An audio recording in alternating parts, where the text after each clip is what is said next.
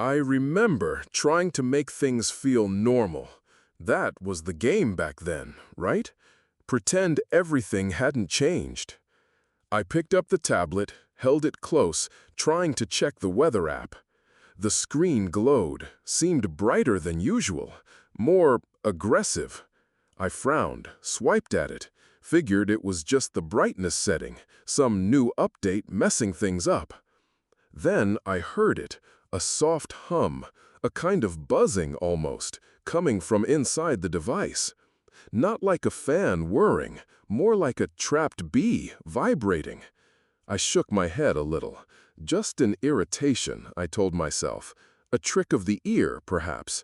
My ears, they'd been tricky lately. Really tired, you know?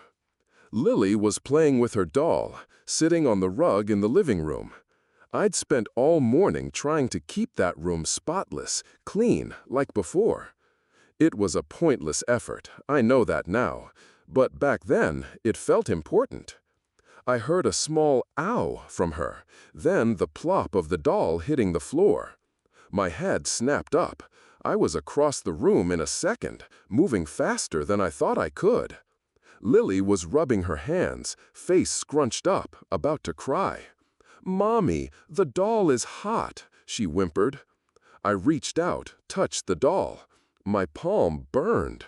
Just for a split second, but it was enough. Instinct, a primal jerk, pulled my hand back.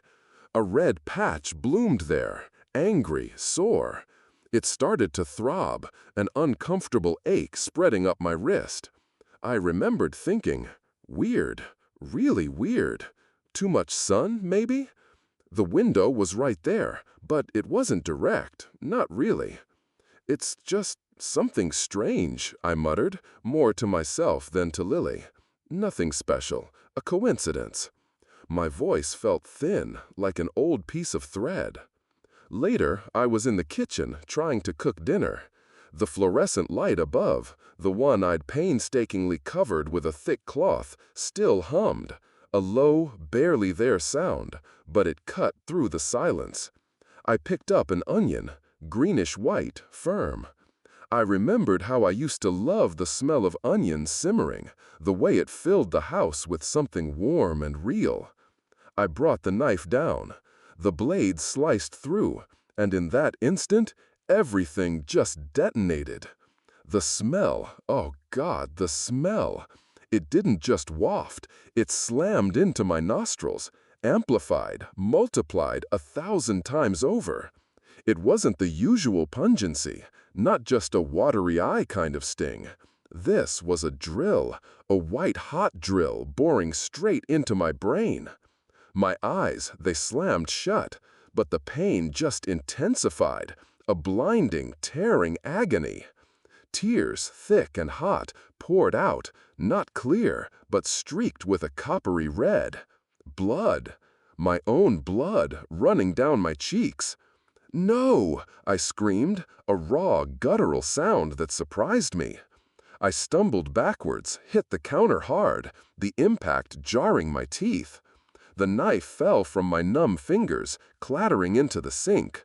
I crumpled to the floor, holding my head, trying to make the pain stop, to make the smell recede.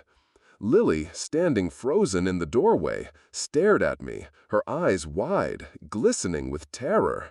I shook my head, kept repeating, "This isn't real. It can't be.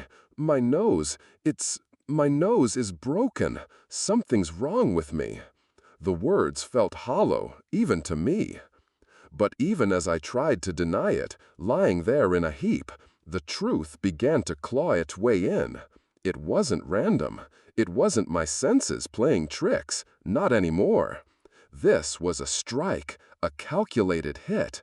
No matter how much I tried to pinch my nose shut, I could feel each microscopic particle of onion odor, like tiny razor blades sliding over my raw nasal membranes. The house, this place that had always been my sanctuary, my safe haven, was no longer. It was changing, morphing. It was becoming a torture chamber. Every sense, once a bridge to the world, was now a gaping maw, an open door for this horror to rush in. I managed to raise my head, looked at Lily, still in the doorway, small and terrified. I could see her fear, feel it, almost taste it. And the worst part? The pain wasn't just mine. It was spreading to her. It was spreading to her. I scooped Lily up, staggering to the bedroom, fumbling with the lock. I slammed the door shut, twisted the bolt, then leaned against it, breathing hard, trying to slow my heart, to calm the frantic thumping in my chest. I sat her on the bed, pushed her, gentle, so gentle, into the pillows. I tried to relax, to let the darkness soothe my throbbing eyes. But then a thought flared, bright and sharp, cutting through the haze of agony. The soft buzz from the tablet, just hours ago. Lily's doll, scalding hot in her small hands. And now the onion, brutal and corrosive. They weren't isolated incidents, they were signals. I remembered a news headline, just a flash across my phone screen weeks ago, before everything began to shatter like glass. Scientists warn of unusual atmospheric microparticles, effects unknown. Just a line, buried amidst other, less urgent concerns. Back then, it was just background noise. Now, it echoed in the silence, not a warning, but a sentence. It wasn't a virus, not poison.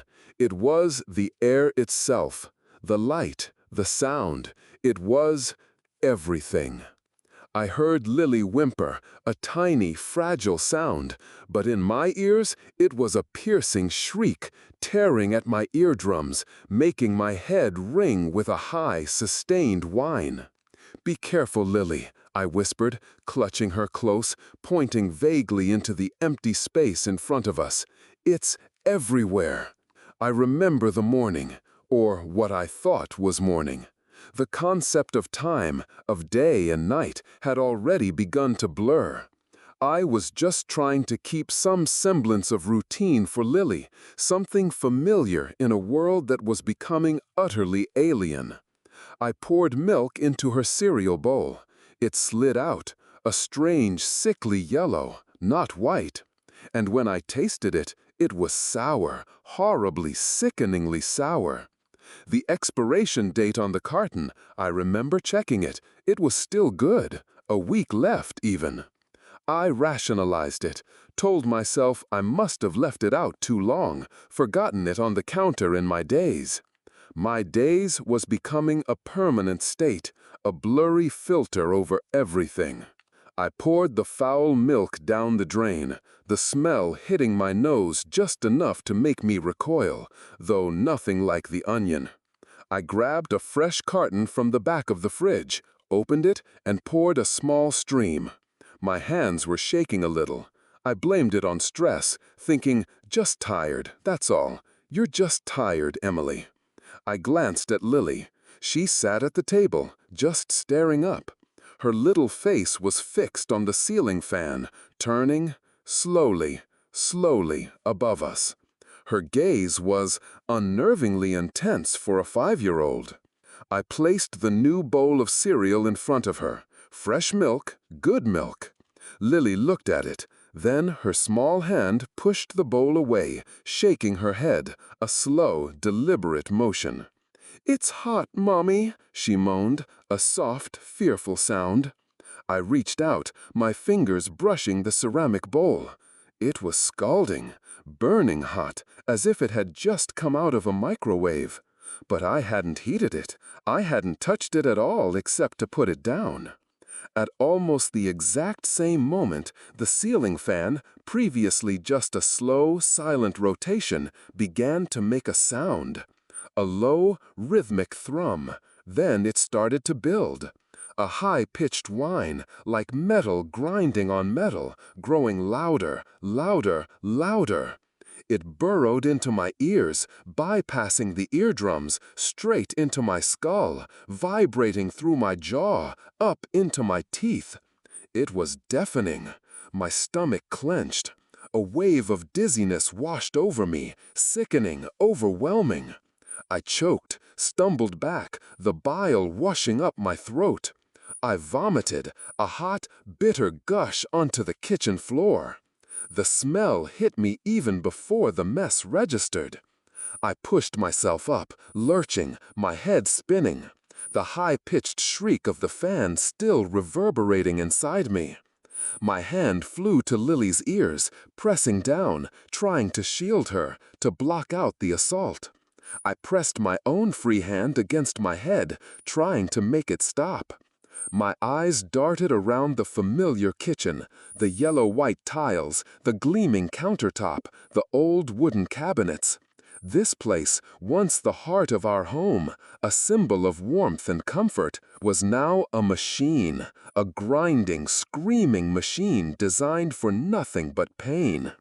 The sunlight streaming in through the window, no longer a friendly golden warmth, was a stark, clinical white, blinding, searing. It felt like 1,000 tiny needles, hot and sharp, stabbing into my retinas. My eyes streamed, not with tears, but just fluid. It was too much. All of it was too much. I clutched Lily tighter, burying her face into my chest, trying to be a barrier, a shield. I swore to myself, a silent, desperate oath, that I would find a way out of here, whatever the cost. We were in the bedroom, my bedroom. It was supposed to be the safest place. I'd blocked every window, every crack, thick blankets draped everywhere, dulling any light. I'd even fashioned crude ear coverings from old towels, trying to muffle the sounds that now seemed to seep through walls, through the very air itself. We were huddled in the darkest corner, on the floor, Lily tucked against me. I was whispering, trying to soothe her, trying to soothe myself. Her small hand, cold to the touch, rested on my cheek. I welcomed the coolness, a fleeting sense of relief. But then the cold began to change, slow, insidious. That slight coolness, it began to warm, gradually, then hotter, like a living ember. Lily's tiny fingertips felt like they were melting into my skin, burning through my cheek. I flinched, pulling back, a gasp catching in my throat.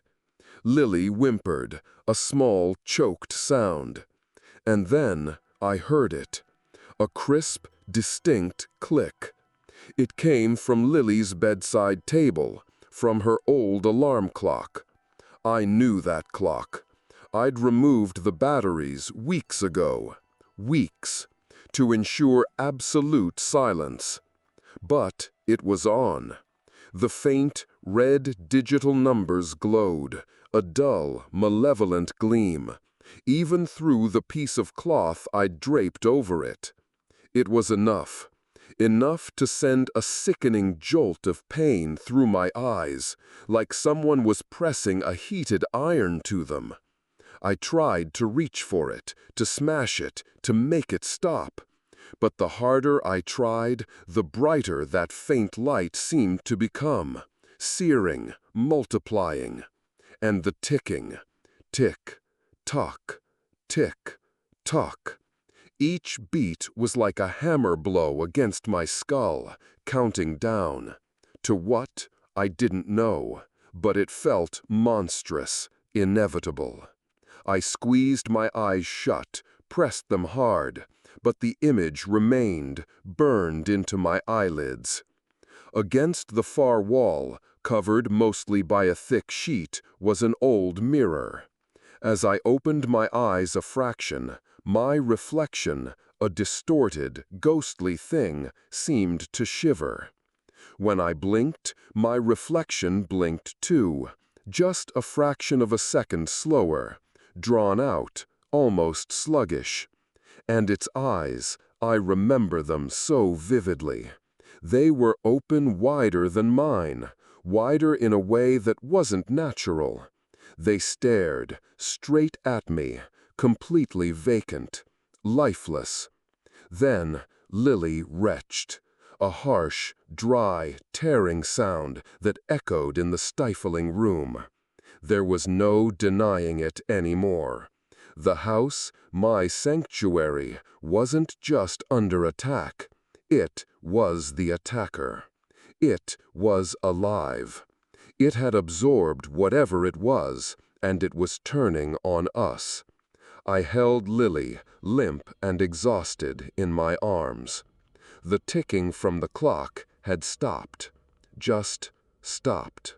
Replaced now by a soft, insistent hiss, like wind slipping through a crack in the wall. But it wasn't from the window. It was coming from inside the wall, just behind my head.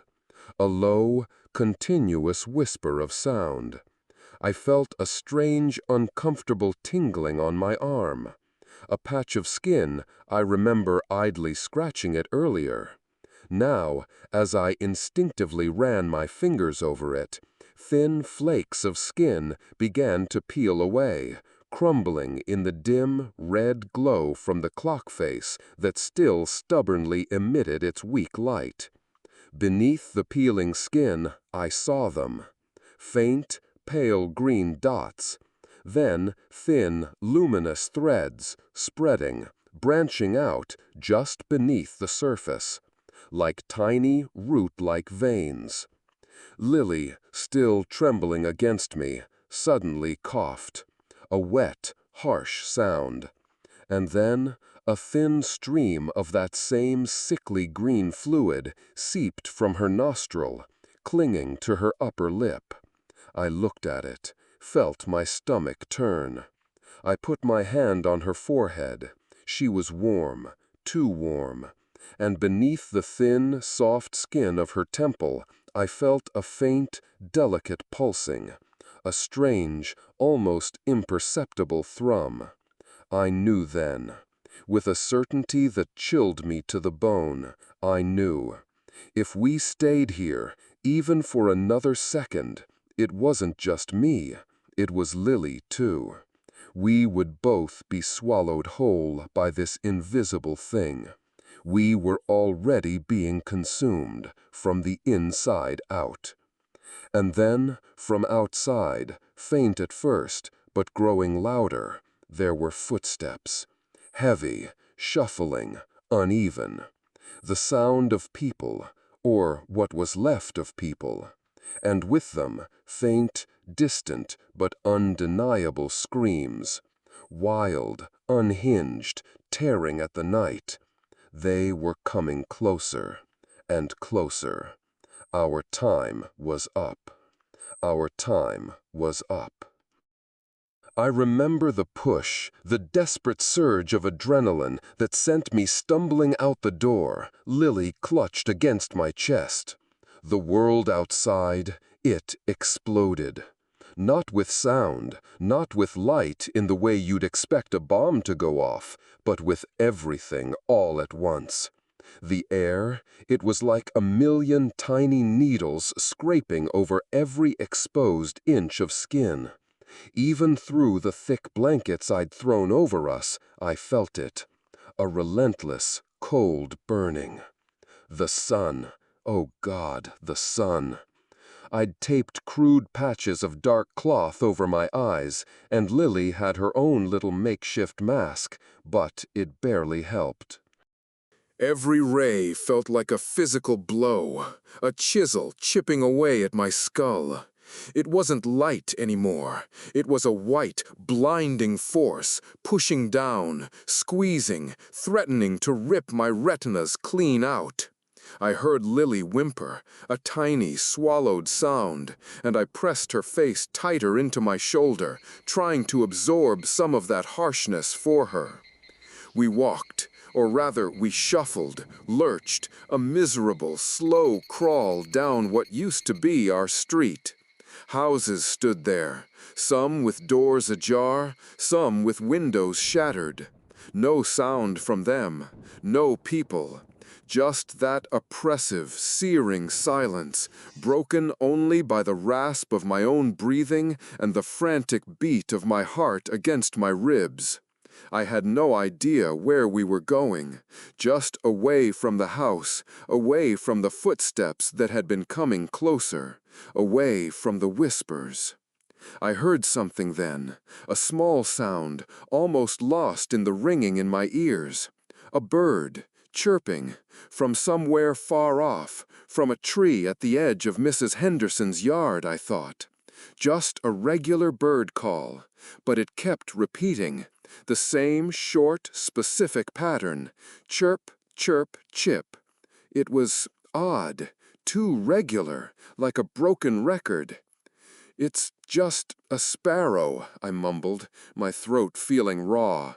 "Still alive, I guess. Or maybe it's just the wind playing tricks." My ears, they'd been so sensitive lately, bending every normal sound into something sharp and menacing. Maybe I was just hearing things. That happens when you're tired, really, really tired. We kept moving, a desperate, blind pilgrimage. My legs ached. Every muscle screamed from the prolonged tension. We found a spot, a deep recess in what looked like an old, overgrown concrete wall. Deep shade there, a blessing. I slumped down, pulling Lily into my lap, leaning back against the cool, rough surface. I tried to focus on the coolness, a small mercy. Lily was quiet, too quiet, her face buried against my neck, her breathing shallow. Her small body, it felt so fragile. The bird song started again. Chirp, chirp, chip. Now it was much closer, so close it felt like it was right above us. I slowly, carefully raised my head, looked up at the tangle of branches overhead. An old tree. There was a nest, small, empty, swinging slightly from a thin branch. But the sound, it wasn't from the nest. It seemed to come from the bush directly next to us. My blood ran cold. The hair on my arms stood up. Then I saw it. A hand, thin, pale, reaching out from the thorny leaves. And then a head. It wasn't quite right. The man's face, it was gaunt, stretched tight over bone. And his eyes, there weren't any. Just sunken, hollow sockets, dark and empty.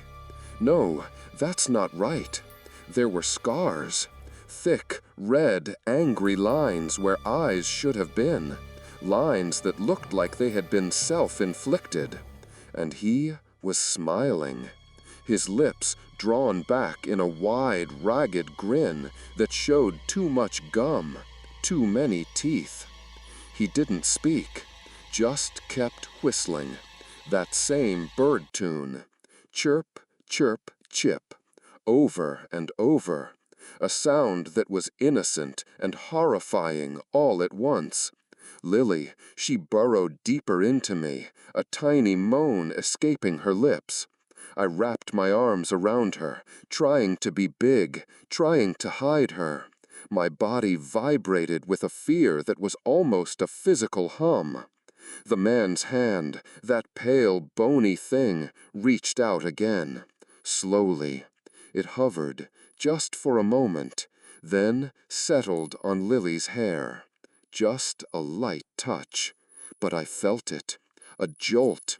It felt like a small electric spark had arced across her skin, into her scalp.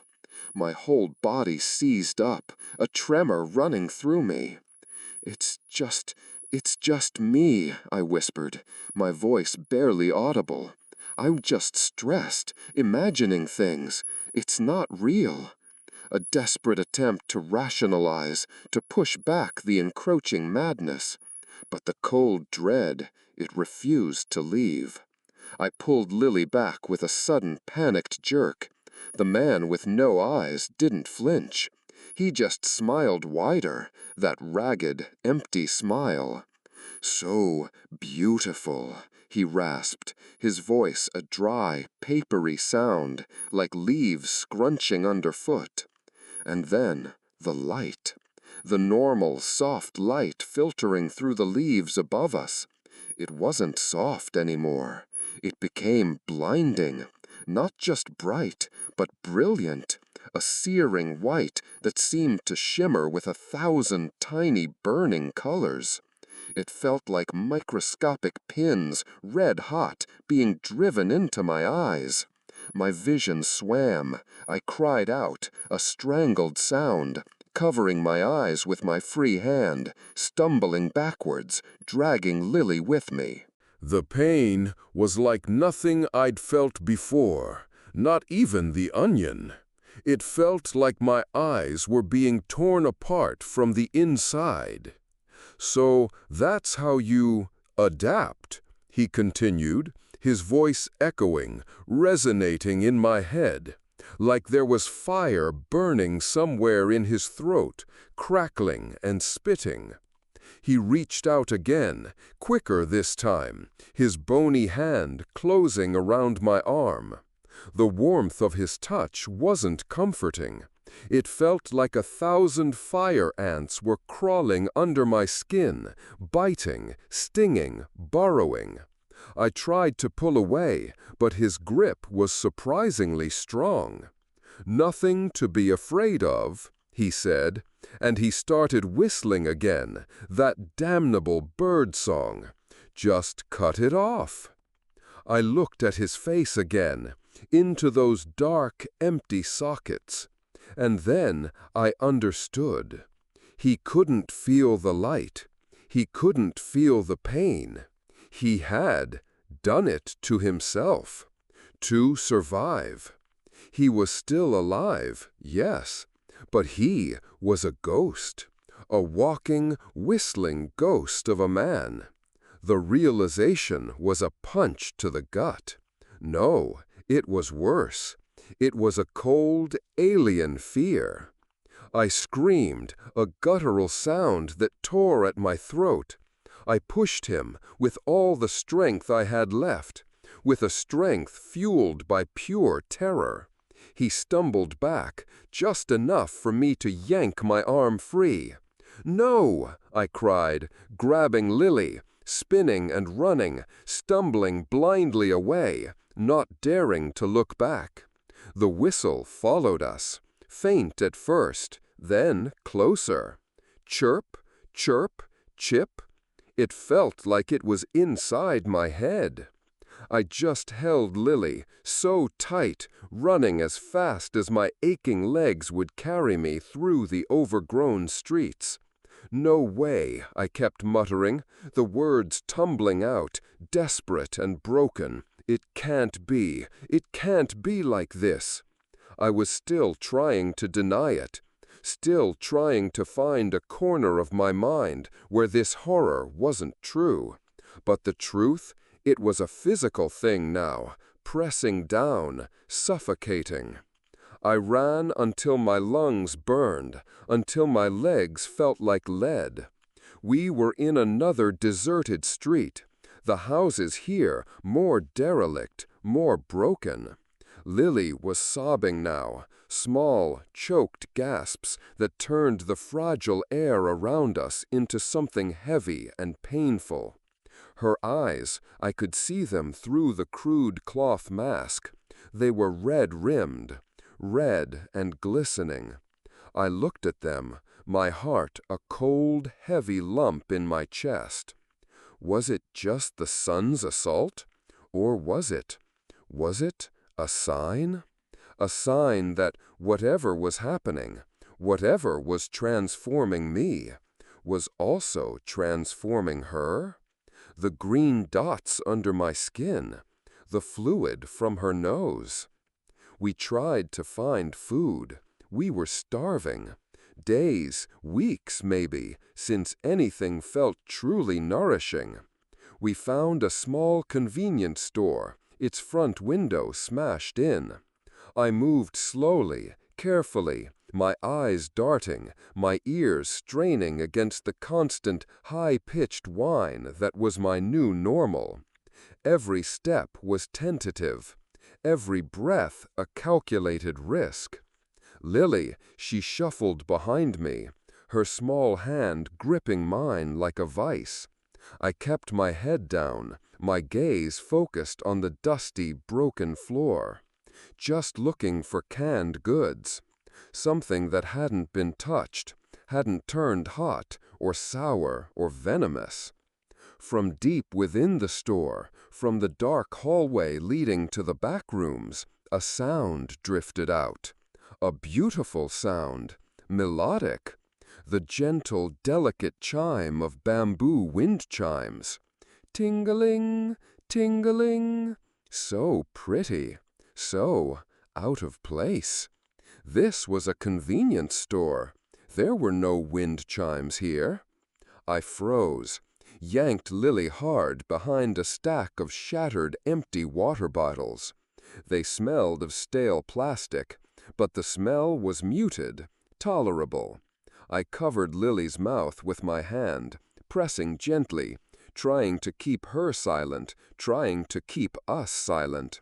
My own breath hitched. I listened. The chimes sounded again. Closer. It felt like they were right in the main aisle now. My stomach lurched. I squeezed my eyes shut, pressed them tight enough to see bright, swirling colors behind my eyelids.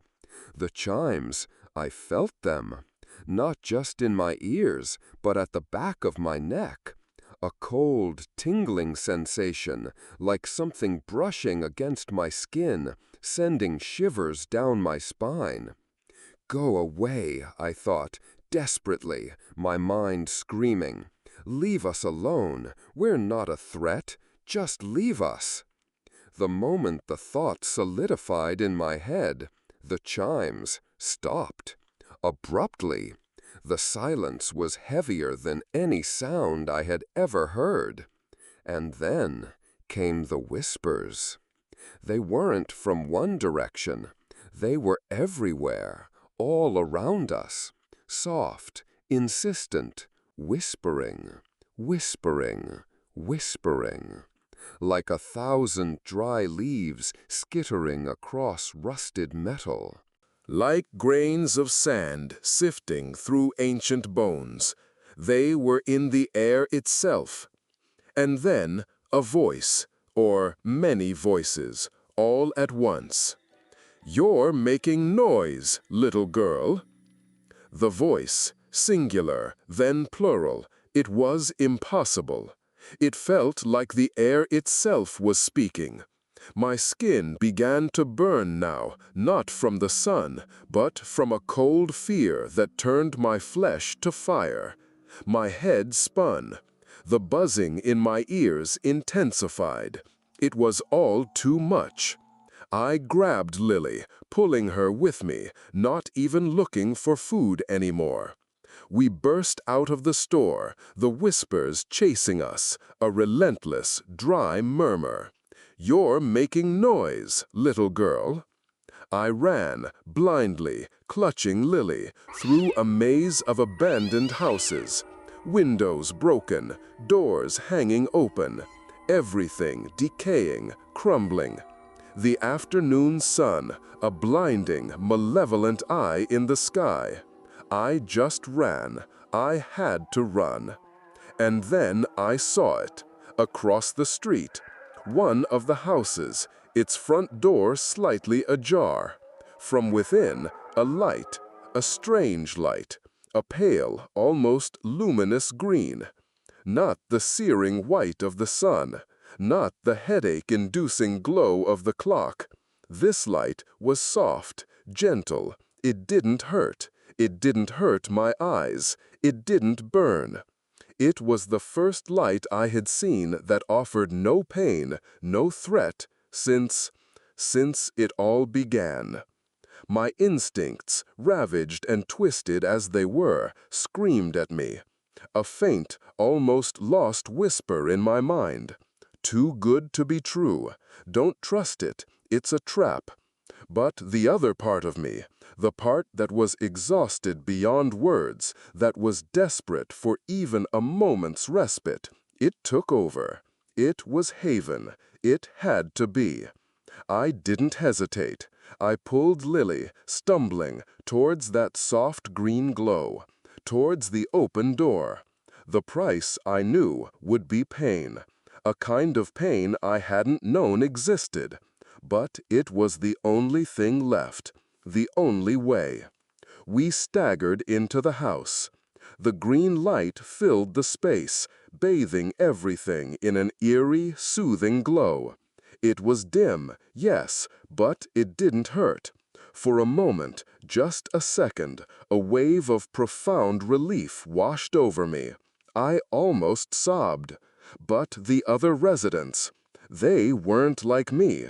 Or maybe they were exactly like me, only further along some twisted path.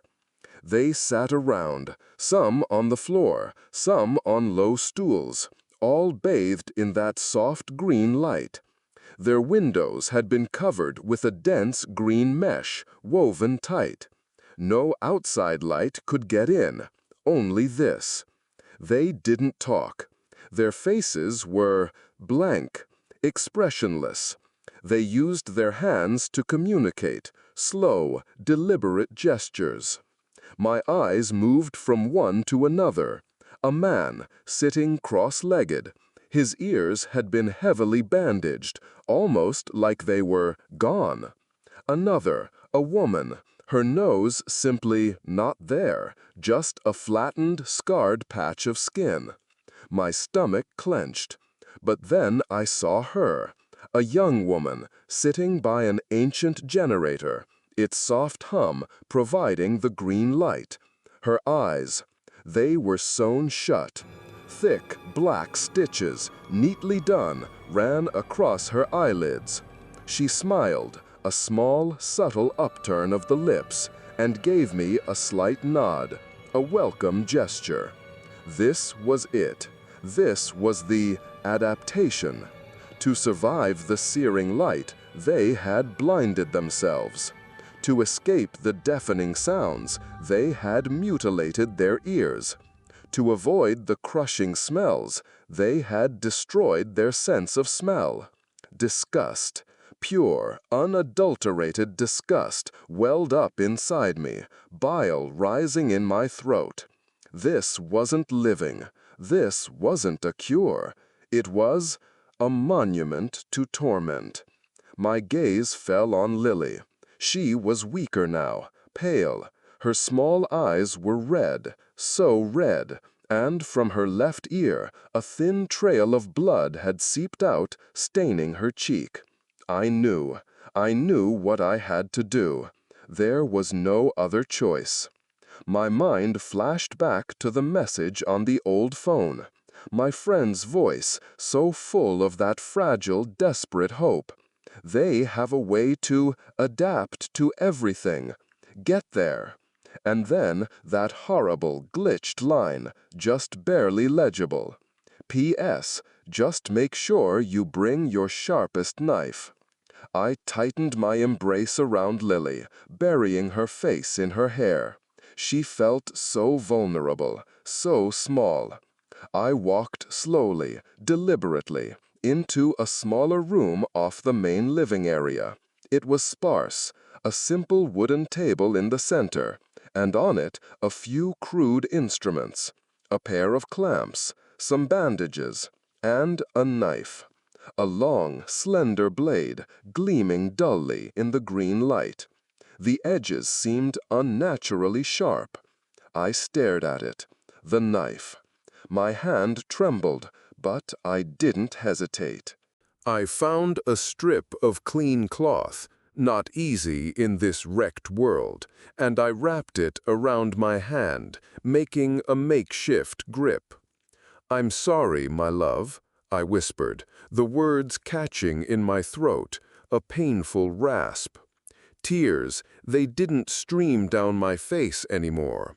They just seeped, slow and hot, through the tiny gaps in my eyelids, through the makeshift mask I'd made. My voice, I couldn't raise it. Every sound, every vibration was too much. But we have to adapt. I closed my eyes. The image flashed, my reflection. In the shielded window, just a faint shimmer of my own face in the deep green mesh. A woman with wide, vacant white eyes stared back. And as I watched, as I felt the terror and the resolute despair in my bones, my reflection didn't just mimic my closed eyes. It moved. Slowly, deliberately, it drew a horizontal line across its own eye, a slow, precise cut, as if guiding me, showing me the way. It was a vision more painful than any physical torment. Now, hours later, maybe days, I am different. My world is muted, a ghost of what it once was. The green light is a constant, soft blur behind the thick bandages that now cover my eyes. Sounds reach me as distant echoes, flattened, dull. The terrible, piercing shriek is gone. The burning, blinding light is gone. Just a low, constant hum from the generator. That's all. And Lily, she lies beside me, small and quiet. Her own eyes are carefully bandaged too. She doesn't whimper at noises anymore. There's a strange sense of calm here, a cold, heavy peace. No bright light, no loud sounds. But it's not truly quiet, not truly still, not inside. I reach out. My fingers, scarred and numb, find Lily's cheek. I run my hand over her skin. It feels off, slightly ridged. And beneath the soft, thin skin of her face, of her temple, I feel them, faint, delicate. The pale green dots. They're still there, moving, slowly, right beneath the surface, like tiny, living roots. I feel them under my own skin, too, everywhere. They were not removed. They burrowed in. They are part of us now. Even here, in this haven, in this green, muted, safe place, they are still active, still moving, like 1,000 tiny, slow parasites living their hidden lives within our flesh. I try to speak, to tell Lily something, anything, but no sound comes out. My throat is raw, closed up. Maybe I just forgot how to speak, or maybe I don't want to. I remember the eyeless man, his dry, papery voice. Just cut it off, nothing to be afraid of. He was right. I am not afraid now. I am only cold. I know, deep in my bones, in every cell that still breathes, that we are not surviving this, not in any way that matters. We are not escaping. We are becoming. We have become a part of it. Forever.